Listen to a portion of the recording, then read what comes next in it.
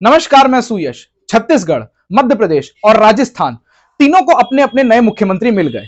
इन नए मुख्यमंत्री को चुनने में तकरीबन 7 दिन से 9 दिन का समय लगा। 7 दिन लगा छत्तीसगढ़, 8 दिन लगा मध्य प्रदेश और आज 9वां दिन था चुनाव के परिणाम आए, जहां पर राजस्थान में मुख्यमंत्री को चुन लिया गया।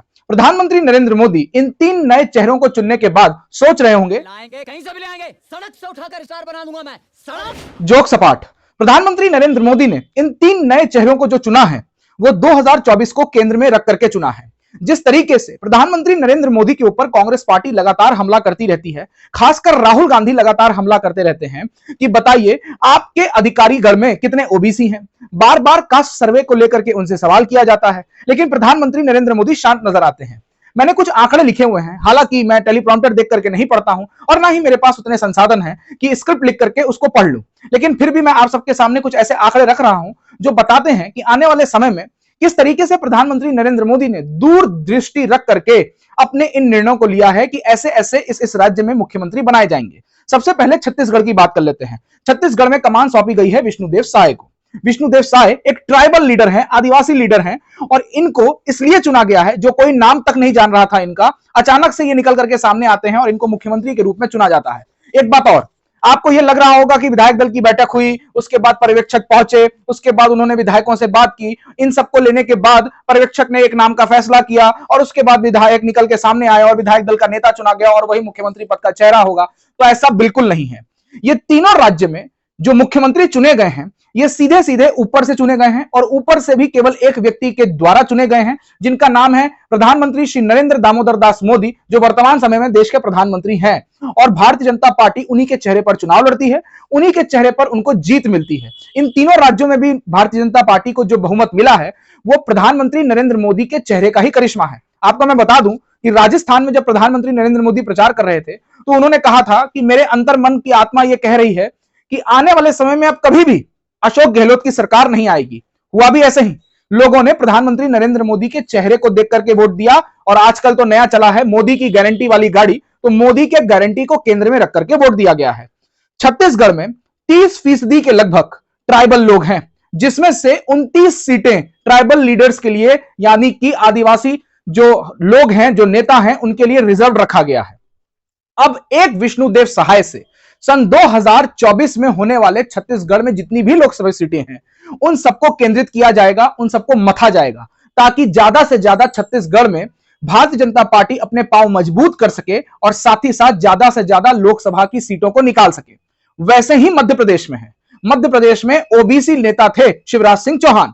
पहले से ही जो लोग बता रहे थे, अंदर की रिपोर्ट्स आ रही थी कि भारतीय जनता पार्टी इनको नहीं चाहती है कि ये फिर से मुख्यमंत्री पद के चेहरे के रूप में सामने आए और मुख्यमंत्री बने, लेकिन पूरा चुनाव उसमें शिवराज सिंह चौहान दिखाई नहीं देते हैं, प्रधानमंत्री नरेंद्र मोदी रहते हैं। हालांकि बार बार यह कहा जा रहा है कि लाडली बहना योजना लेकर के आए शिवराज सिंह चौहान, उसके बाद इतनी मजबूती से जीत मिली है। यह बात भी बिल्कुल ठीक है, शिवराज सिंह चौहान के चेहरे को देख करके लोगों ने वोट दिया, लेकिन नेतृत्व ने उनको दरकिनार कर दिया, उनको हटा दिया। और आज ही शिवराज सिंह चौहान ने यह भी कहा है कि मैं केंद्र से, यानी कि ऊपर बैठे हुए शीर्ष नेताओं से कुछ मांगू, इससे अच्छा मैं मरना पसंद करूंगा। उन्होंने ऐसा क्यों कहा है यह आप खूब अच्छे तरीके से समझ सकते हैं। लेकिन अगर मैं मध्य प्रदेश की बात करूं तो मध्य प्रदेश में मोहन यादव को कमान सौंपी गई है, ओबीसी चेहरा है। साथ ही साथ उत्तर प्रदेश से लगे हुए जितने भी जिले हैं जो मध्य प्रदेश से सटे हुए हैं, इस ओबीसी यानी मोहन यादव चेहरे के साथ, ओबीसी चेहरे के साथ, वहां उत्तर प्रदेश के भी कई जिलों में इसका प्रभाव पड़ने वाला है। 2024 में यहां से भी वोट को साधा जाएगा।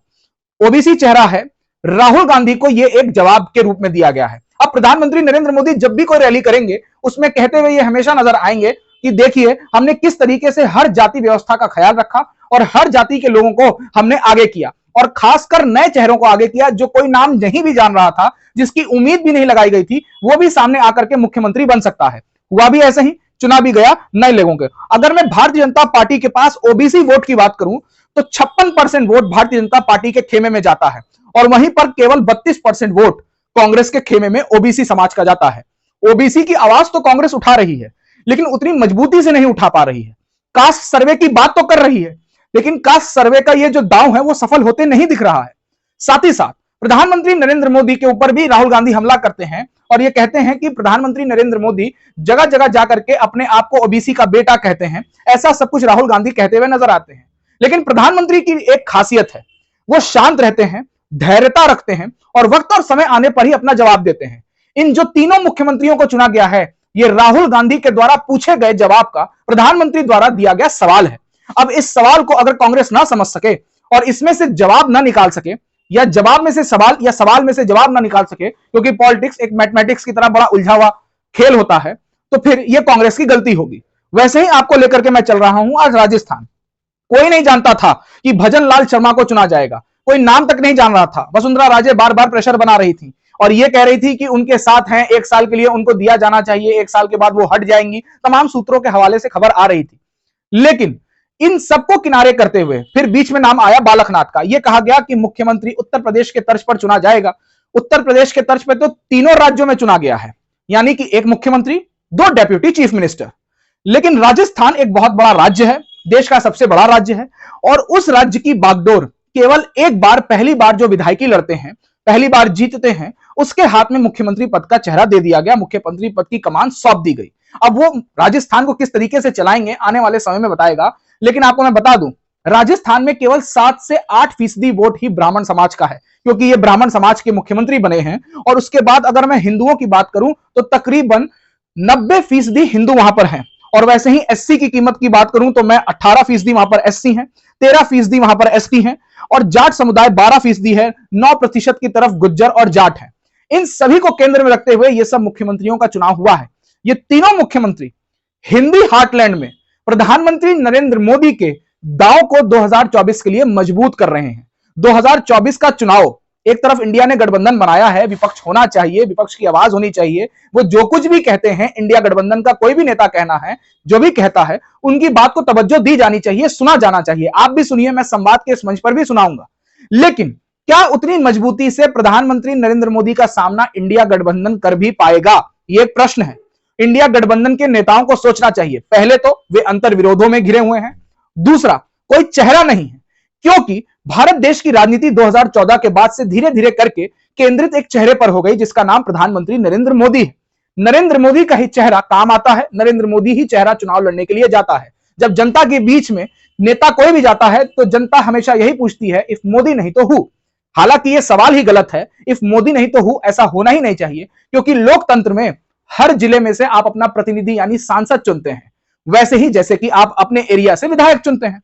ये सांसद जीत करके लोकसभा में जाते हैं, संसदीय दल की बैठक होती है, और जिस भी पार्टी को बहुमत या उससे करीब मिला होता है तो वो गठबंधन बनाने की बात करता है, या तो अगर बहुमत मिला है तो संसदीय दल की बैठक के बाद एक नेता का चुनाव होता है, वही नेता इस देश का प्रधानमंत्री कहलाता है। जैसे विधायक दल की बैठक में विधायक दल का नेता मुख्यमंत्री कहलाता है। यह इस देश की परंपरा है, संसदीय प्रणाली है। लेकिन इस संसदीय प्रणाली में एक सवाल लेकर के आए, जिसको कहने लगे इफ मोदी नहीं तो हु, इफ मोदी नहीं तो हु। यह सवाल गलत है, लेकिन अब यही आज के वर्तमान राजनीति की सच्चाई बन गई है कि अगर प्रधानमंत्री मोदी को हराना है तो 2024 के लिए कोई ऐसा चेहरा लेकर के आना होगा जो प्रधानमंत्री नरेंद्र मोदी के टक्कर में खड़ा हो सके, और जनता तक यह संदेश जा सके कि हां, प्रधानमंत्री के अलावा अगर हम किसी को प्रधानमंत्री के रूप में देखते हैं, माफ कीजिएगा, तो वो केवल ये फलाने व्यक्ति होंगे। मैंने लंबा समय आपका लिया है क्योंकि समझाना था। बाकी संवाद को आप फॉलो कीजिए, सब्सक्राइब कीजिए। नमस्कार, मैं सुयश।